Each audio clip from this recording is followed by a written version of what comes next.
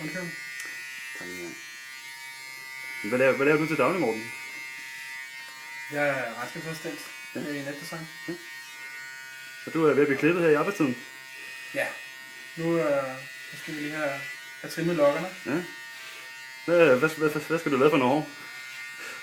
Jeg skal simpelthen få lavet en lille hanekam ud af det her. En lille hanekam? Ja. Ja. Er det noget regnskabsassistenter, de normalt skal have? Det er helt vildt med. Det er helt vildt med. Ja, jeg prøver at undgå at farve den lilla i arbejdstiden, men Men det skal jeg jo til. kort hår, det er dejligt nemt. Fantastisk. Hvor meget kan du for at få sådan en klipning på arbejdspladsen?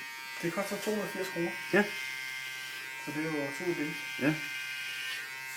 I forhold til at gå til nogle af dem med butikker. Ja. Der er det jo den dobbelte pris. Ja. Jeg kan da se, at der kommer noget af nu. Ja, nu er det stærkt.